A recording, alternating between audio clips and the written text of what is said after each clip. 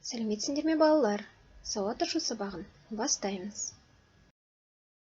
Бүгінгі біздің сабағымыздың тақырыбы біздің кафеде тасымал. О, Томнан хат келді.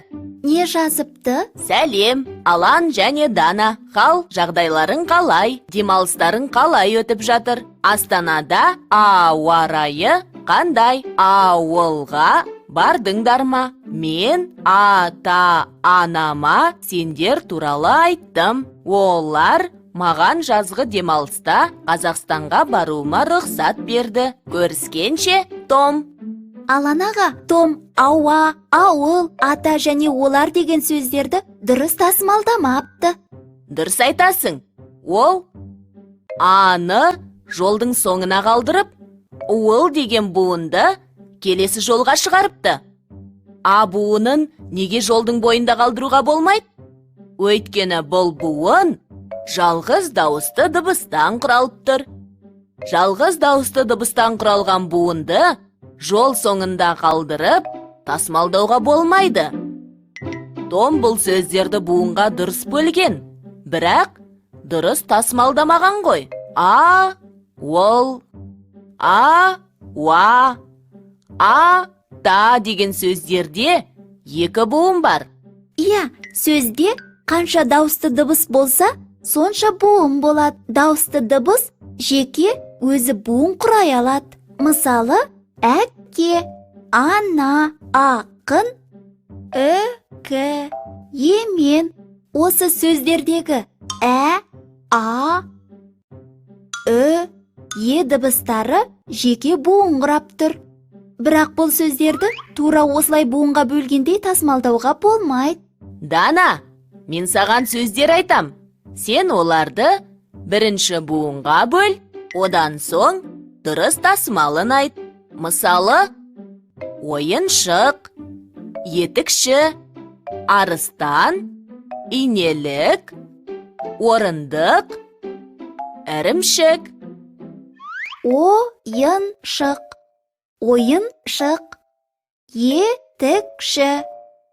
етікші, инелік, орындық,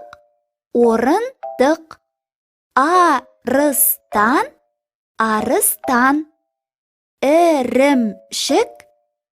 ірімшік. Жақсы, Дана. Буын мен тасымалды жақсы түсініпсің.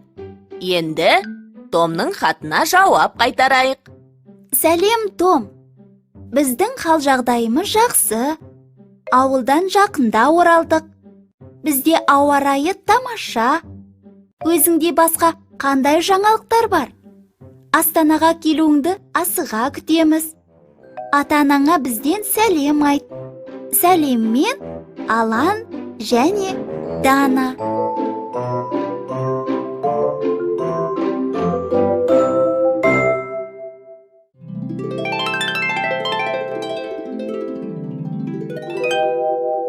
Қайталайық.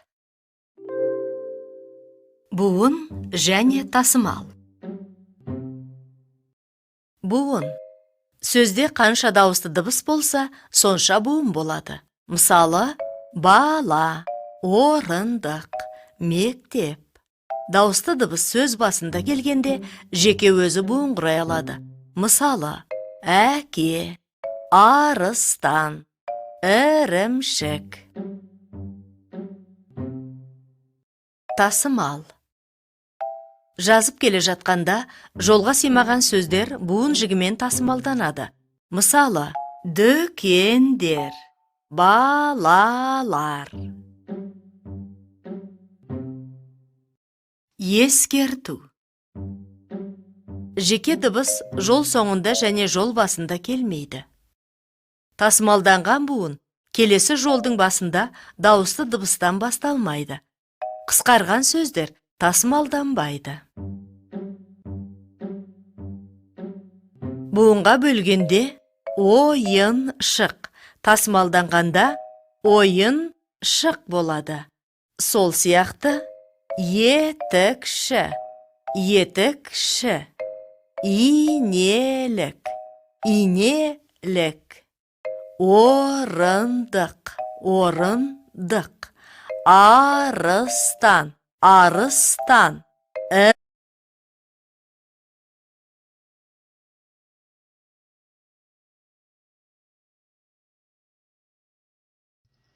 Сонымен балалар, жазу жолына сыймаған сөз буынға бөлініп, тасымалданады.